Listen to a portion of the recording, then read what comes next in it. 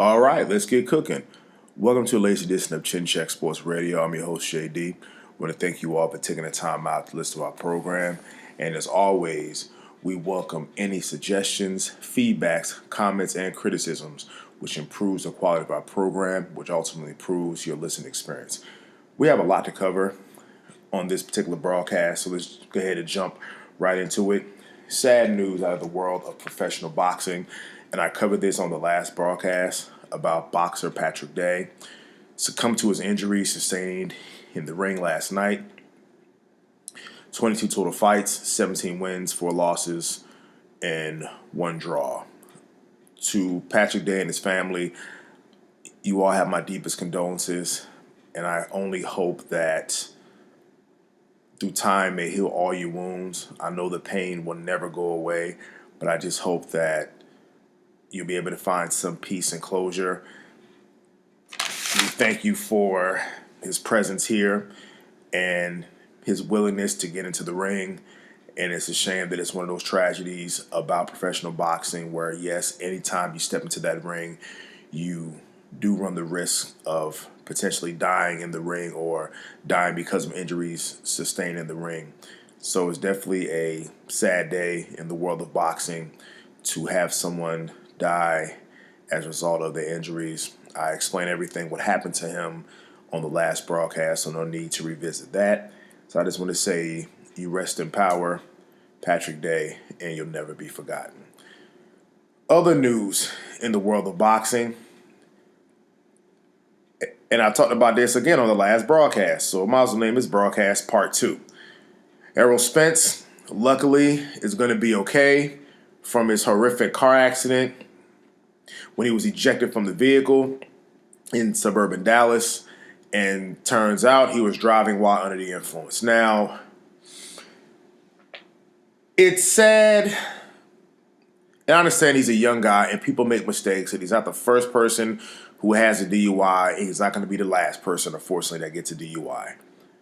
My thing is with Errol Spence, you're young, you're on top of the world right now, you had your biggest victory, there's more fights for you on the horizon, but this could have ended up a whole lot worse. And I think there are some lessons to be learned here.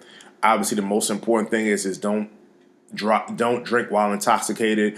And I know people can say there's Uber and Lyft and there's designated drivers, and I do understand that, and I'm not going to argue with that. It's just sad to see him almost throw his entire career and life away for a silly mistake. So we're glad that Errol Spence Jr. is going to be okay. He will be charged with driving while intoxicated, and I just hope that he can learn from this mistake and only move on. And in a weird way, you are glad that he only injured himself versus hurting some innocent person. So that, if that sounds mean to say, damn you, because we tell the truth on Chin Check Radio. We hated what happened to him, but we glad it happened to him in a weird way versus it happening to someone else. So we hope that Errol Spence Jr. can move away or move on from this terrible mistake / tragic accident / foolish accident. Now, I do want to go back to Patrick Day for a second here, and I talked about this on the last broadcast. His opponent in the ring that night, Charles Conwell, how would he be affected psychologically after the bout? And it definitely does take an effect on you when you're only doing your job. As a professional boxer, you're only doing your job. Yes, I know part of your job is to knock somebody into Miller next week if the opportunity presents itself. But there is a mutual respect between fighters. There's understanding of fighters. There's a fraternity of fighters. And no fighter ever wants to be responsible for the death of another fighter. And I think that's something that I hope it does not affect Charles Conwell, because he has been very remorseful and very classy in his tweets and his responses. And I believe his response when he said that he has cried tears of sadness, and I believe it. So as much as I'm going to pray for the family of Patrick Day to help them with their tragic loss, I also want to pray for Charles Conwell, send my best wishes to him to hopefully that he can get over this and continue on with his career that he has promised. And it's just sad all the way around for the fighter who lost his life and his family to cope with the loss, as well as a fighter who was responsible for it. And it's something that I don't think people really understand. And again, if you go back and listen to the broadcast about the risks and realities of the fight game, about Maxim Dadashev and those other fights with Benedict Kid Paret and Emil Griffith, it's definitely sad all the way around. So I just hope that Charles Conwell can move on from this, try to get back into training, try to get back into the ring, not hesitate. You don't want to be shy about going there and trying to do your job. You don't want him to hesitate, then he can unfortunately get hurt. So definitely Charles Conwell, you definitely have my well wishes at heart, and I wish you nothing but the best. And I hope that you also can heal, and you might not be able to forget about it, but I only hope that as time goes on, it can start to heal your wounds. So you definitely have my best regard. Switching gears a little bit here. Myles Garrett. Oh boy. Number 1 draft pick, Myles Garrett, recently was assaulted by a fan on a traffic stop. Yesterday, as a matter of fact, Myles Garrett driving in Cleveland area traffic. Fan spots Myles Garrett, asks to take a picture of Myles Garrett, and then proceeds to punch Myles Garrett in the face with a closed fist. Myles Garrett was then able to take the guy's license plate, reported to police, and police arrested 24-year-old Richard Perez. Now, there was a video that's circulating online of somebody who saw the incident but didn't actually film it, but simply commented that somebody punched a guy in the face and he took off. Now, I'm sure the guy's probably going to be charged with whatever Ohio's laws are or Cleveland's laws are about either simple assault or simple battery. But to me, this goes a little bit deeper, and here's why. This goes to show you the boldness of the modern-day American sports fan. To me, that should have been an honor to take a picture with Myles Garrett. He is, one can make an argument, in line or in the running for Defensive Player of the Year. He is Cleveland, the Browns, their best defender despite their inconsistencies and despite their failing to live up to the high expectations, especially on the offensive side of the football with Baker Mayfield and Odell Beckham and company. But he has more than kept up his fair share of the bargain. And I find it disgusting that the American sports fan, or any fan in general, would want to punch this guy for simply doing the right thing. He took a picture with you, and you decide to punch the guy. Now, I know people are going to say, well, you shouldn't paint the fans with one broad stroke and one broad brush and overgeneralize all the fans. Well, guess what? Y'all do that with the black athlete. Because when one black athlete makes a mistake, then it turns into, well, all these athletes. This is why we don't pay these athletes. And because of Antonio Brown, this is why we don't pay these athletes. So the same way you paint the black athletes in a broad stroke, in the same way I'm going to paint the fans with a broad stroke and a broad brush. This was totally disgusting, and I felt it was uncalled for. And here's the part that's going to throw me. I know for a fact, if Myles Garrett, after being punched in the face, and I know Myles laughed it off on Twitter, said the guy had no power and it was a love tap or a pillow tap. I understand all that, and Myles Garrett is built like a Mack truck. I understand all that. But if it was Myles Garrett the plumber, folks wouldn't be saying what I'm about to say right now. If Myles Garrett, the football player, was to exit his vehicle after being punched in the face, if Myles Garrett got out of his car and stomped a mud hole in his ass, I wonder what the mainstream white media be saying. They be saying, oh, he should have responded that way. He should have kept his cool. He should have called the police. Depending on the size of the guy. You mean Perez versus Myles Garrett? Oh, look at Myles Garrett. He's a professional athlete. He gets paid millions of dollars. He should have restrained himself. It was only a silly fan. There was no reason to behave that way. He should have exercised greater restraint. He should have been held to a higher standard. That's the BS that you would have heard on the mainstream media. And this is why I decided to do Chin Check Radio, because that would have been the nonsense that I would have heard. And it would have blew my mind. Ask any one of you listed to this program, and you can forward it on to your friends and relatives and co-workers, acquaintances, associates, whoever. You're sitting at a traffic stop and somebody walks up to your car after you roll the window down, somebody punches you dead in the face. I can pretty much bet my check that you're gonna get out of the car and beat the brakes, struts, rotors, and suspensions off that damn person.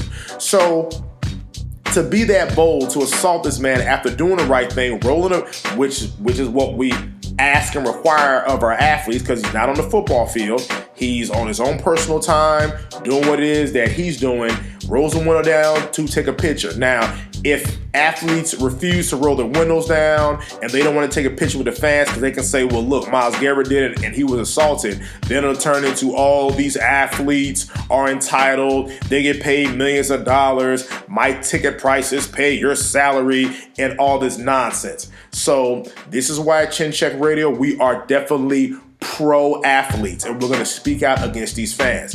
And here's why I say the modern fan has evolved and they're getting bolder and bolder and bolder.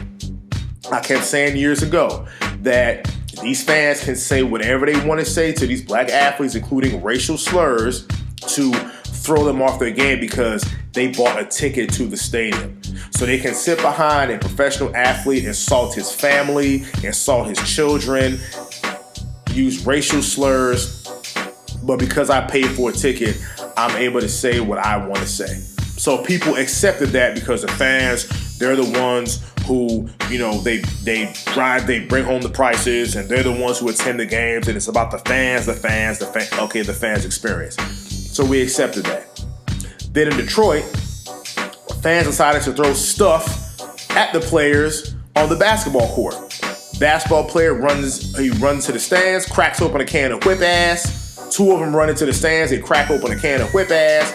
All of a sudden, no, the athletes had to have greater restraint, even though the fans do something at the particular player. And then you saw in that same Malice at the Palace brawl in 2004, one guy actually grabbed a professional player from behind and started punching him in the head repeatedly. But it was the player's fault. So now we have an athlete who was on his personal time away from the field and somebody punched him in the face. People forget, I think about a decade or so ago, I believe it was Matt Shaw from the Houston Texans who wasn't playing well for the team, threw a couple of interceptions, and was actually approached by a fan, I believe at his home or near his home, and that didn't get a whole lot of press. So the American sports fan is starting to get bold. I'm of the firm belief that when folks start to get bold, you have to crush that immediate rebellion, crush the resistance. To me, that says a lot for somebody to punch this guy, and you clearly knew who Myles Garrett was, to punch this guy in his face after he was nice enough to take a picture with you. He was arrested by police, and that's great. He'll be charged with whatever charges. But you know what? Myles Garrett, just on the principle, should make sure he shows up to every court appearance. He should sue him civilly, the same way they try to do to professional athletes, and use every legal remedy afforded to him to make this guy pay, the same way that if Myles Garrett tapped his bumper, he would have done the same thing to Myles Garrett. So I felt that was totally disgusting. I was really shocked by that. And I know that if Myles Garrett, he got in the car and turned him upside down and see what fell out of his pockets, it would have been a backlash and an uproar. So Myles Garrett, brother, I ride with you. And the guy, Rich Perez, you can go to hell. Now, on Chin Check Radio, we also said that part of our job is to talk about the real issues and give our hard-hitting opinions. And there's two last things that we're definitely going to discuss before we conclude tonight's broadcast. Rihanna. Let me give a big shout out to Rihanna. Or Rihanna, the singer, excuse me. Because Rihanna apparently was asked to perform at the Super Bowl, and despite her relationship with Jay-Z, and one can make an argument that Jay-Z discovered Rihanna declined the Super Bowl. And why is that? Because she supports Colin Kaepernick about taking a knee and did not agree with how the NFL has blackballed Colin Kaepernick, even though at the time of him playing, he was clearly could be one of the 32 quarterbacks on the NFL roster. much respect to Rihanna, because at some point, and I talked about this in that Jay-Z questionable character broadcast, we're at the stage now where you have to choose sides. It shouldn't be that way, but you have to choose sides, which will lead us into our next topic in a few minutes. You have to choose sides here. And you remember what I said? That people ask Colin Kaepernick, they ask everybody else about the Jay-Z deal, and people have spoke about this, especially guys in the new black media. But again, have you noticed they have not asked any of the athletes under the Rock Nation banner to what they think? And I did a roll call of all the names, and you know what's funny? And one name that I realized I forgot after the fact was Jalen Rose. Funny, I haven't heard anything from Jalen Rose. Now, you were quick to jump on LeVar Ball for a very harmless statement against your wife on First Take, and you had a whole lot to say about that. But now all of a sudden about Jay-Z, now we have not heard a word from you, brother. So I don't know what it is, but it's not to single out Jalen Rose, just calling all the athletes out on the Rock banner who have said nothing about this deal that Jay-Z has signed with the NFL, that people looked at it as some type of advancement for black people, which, like I said from the very beginning, all it was to have more black people singing and dancing. So Rihanna, big ups to you. You stood your ground, you were unwavering, and you did not bend. So much respect to you. There's all I can say. That's a real rider. She says she's not going to perform. These are reasons for not performing, and she stood up as a real woman. So much kudos to Rihanna. Now, on this show, and I talked about this in our very first episode, we are a predominantly football, boxing, Dallas Cowboys show. Okay, so this is what we are, as well as mixed martial arts. But there's been some heavy controversy recently involving tweets about Hong Kong and China, and I didn't really want to speak on that. Now, what I will speak on is the criticism that NBA superstar LeBron James has been receiving. And I'm going to go a little bit deep here. It all started from Houston Rockets general manager Daryl Morey, who posted a tweet on October the 4th that said, "Fight for freedom, stand for Hong Kong." Now, when he posted that tweet, that angered a lot of people in China. Because why is that? The people of Hong Kong are protesting or really protesting to fight an extradition law that gives China the power to extradite criminals from the sovereign nation of Hong Kong to mainland China. Now, of course, Hong Kong feels that with the passage of this law, it undermines their sovereignty as a separate nation. Now, even though Hong Kong is a part of China, but it is seen as two separate nations, where being a formerly British colony that was given to the British after the First Opium War, then eventually it was given. The British gave it up in 1997. So Hong Kong is seen as its own separate nation versus the whole mainland China.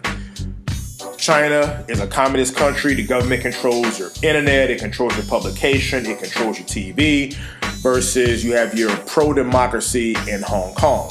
So that's what a split is that they feel if there's passage of this law, that China can use that to undermine their sovereignty as a nation, hence to bring criminals back. It can kidnap criminals. Basically, it can undermine their criminal justice system. Looking at it from the other perspective, China looks at it as, let's pass this law because there was a young man who killed his girlfriend in Taiwan, stuffed her body in a suitcase, headed back to Hong Kong. Being that there's no extradition between Hong Kong and Taiwan, he couldn't be sent back to Taiwan, and really in Hong Kong he couldn't be charged with a crime in Hong Kong. So basically he got away with murder.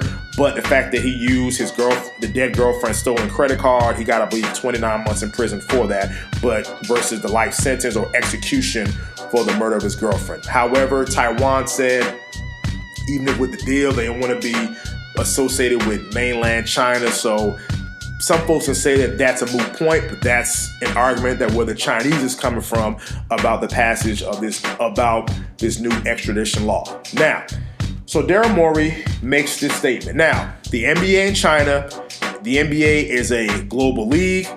China, as they say, is the fastest growing economy. So China has had issues.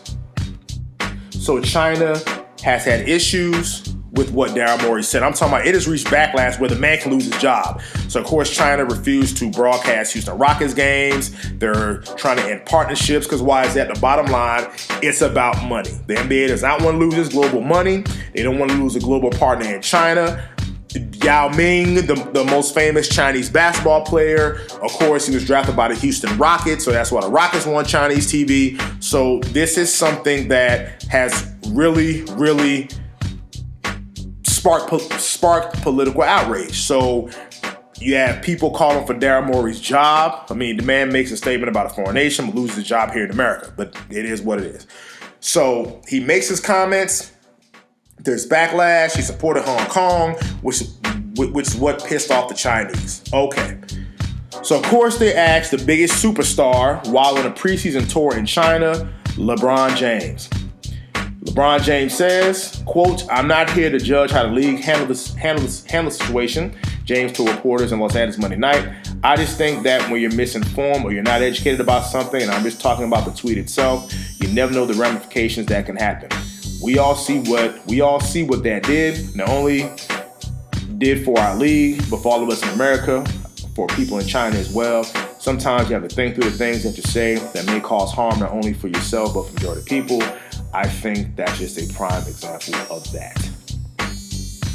And people are railing against LeBron James for his comments. Now, LeBron James, that tweet, some people feel LeBron James kind of sided with China and spoke out against Hong Kong. Now, when I go back to when I said about right now we're in a political climate where you have to choose sides, LeBron James unwillingly chose a side while trying to defuse a situation. And I have people jumping on LeBron James' comments. This is something that professional athletes have to deal with this all the time. There's this belief because athletes make a lot of money, you really shouldn't say anything. And people's belief is, nigga, just shut up and play ball. Now, I don't feel what LeBron James said was bad, but now people want to make this, have jumped on this political train to now make a name for himself. Namely, people like this bastard right here, Senator Ted Cruz out of Texas, who said, and let me pull it up here, let me read this exactly. Give me 1 second.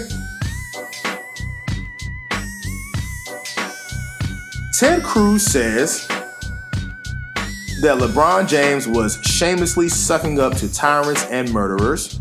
The fact that seeing that LeBron James was criticizing Rockets GM Daryl Morey.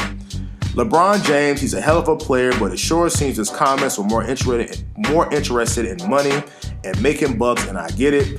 Nike's a big sponsor of his, and he makes a whole lot of money, but kissing up to Chinese communists and tyrants and apologizing for murderers, that's not a good look for the NBA. Now, ladies and gentlemen, this guy, Ted Cruz, is the Trump supporter. This guy, Ted Cruz, after being insulted by President Donald Trump, initially refused to endorse Donald Trump, then endorsed Donald Trump and went along with many of Trump's policies.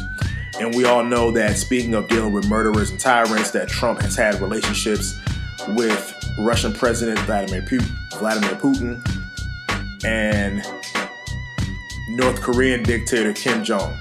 Now, I find it funny that Ted Cruz never spoke up about that. Just kind of throwing it out there. He never spoke up about that. But yet you had something to say about LeBron James supporting a murderous, tyrant, communist regime. Okay, but it's thrown out there. Now, I find it funny that our politicians in office can't get together about collusion, can't find some middle ground about an impeachment inquiry, but yet they can get together, Ted Cruz, Alexandria Ocasio-Cortez, Nebraska Senator Bob Sass, and Arkansas Senator Tom Cotton, who they can all get together and send a letter to the NBA talking about siding with the Chinese and the NBA pulling their business from the Chinese. But yet black people in America suffer every single day, and there's no backlash on that. Yet black people go through hell financially, economically, socially every single day, mass incarcerated, have laws unfairly targeting them, and yet and still we don't see politicians speaking on that. Just a little bit about how, what's the old saying, that politics makes strange bedfellows? That Bob Sass, who has the time to write a letter to the NBA talking about their relationship with a communist regime or murders regime in China, he opposed a formerly incarcerated re-entry society, transform safely transitioning every person act, or known as the First Step Act. So he actually opposes that. For those of you who don't know what it is, that's kind of seen as the U.S. government. It was namely signed by Donald Trump as a way to do prison reform, criminal justice reform, about harsh sentencing. Now, in that, it expands compassionate release for terminally ill patients. It places prisoners closer to family in some cases. I believe the family lives, I think, within 500 miles away. Mandates de-escalated training for corrections officers, improves feminine hygiene. It gives time off for good behavior, a good conduct time that increased from 47 days to 54 days per every year a person is sentenced. And he opposed that. Also what it did, it also retroactively applied the Fair Sentencing Act of 2010 that was signed in the Obama era, that basically lowered the disparity between crack cocaine and powder cocaine. So that's what it did during the Obama era. And Bob Sass opposed that. But yet now you're worrying about a foreign nation treating its citizens being tyrants and murderers and suppressing and oppressing their people, but yet you oppose something that would have benefited people in your country. Just throwing it out there. Tom Cotton, who also had the time to join up with the group about opposing the NBA's deal with China. Tom Cotton, too, is a staunch Trump supporter. He's against the Southern Poverty Law Center, calls them a political hate group. The Southern Poverty Law Center has had a numerous history of initiating some civil litigation against white militia groups and white supremacist groups, and yet he spoke out against them. He also spoke out against the First Step Act. He was against lowering some student loan interest, even though he received federally backed student loans, and also was in favor of keeping the Guantanamo Bay open, if anything, was all for torture of war prisoners. So I just find it funny how we can jump on a foreign nation, which is my ultimate point in all of this. We're worrying about what people said in China in a foreign nation, but yet in America, I can give you a group of people who anything have been war crimes committed against them. You have disproportionately affected black people in America. It is only in black cities and black towns where water, a simple thing of water that sustains life, is being affected. And people, we always think of Flint, Michigan, but in my hometown of Newark, New Jersey, there was a water crisis there. And shout out to Mayor Ross Baraka, who wasn't taking any BS. He wasn't going through any nonsense. He made sure that what needed to get done and fix the problem was done. So much respect to Newark Mayor Ross Baraka. But yet now, I don't see these politicians speaking on that.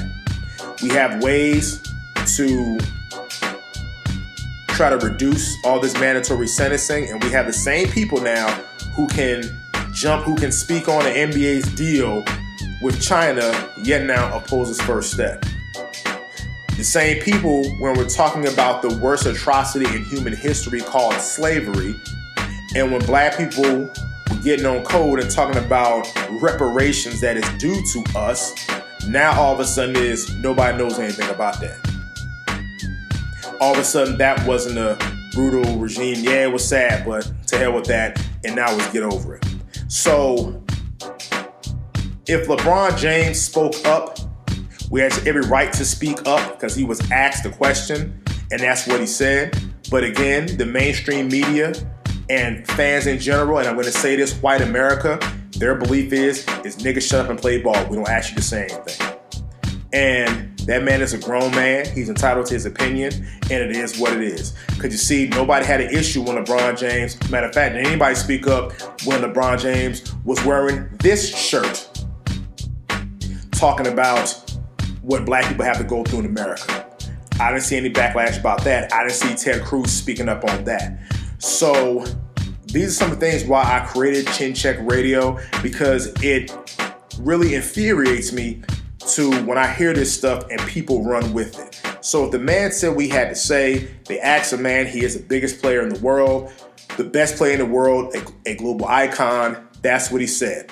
So battle lines were drawn. Now people want to jump to say, well, China is a brutal regime.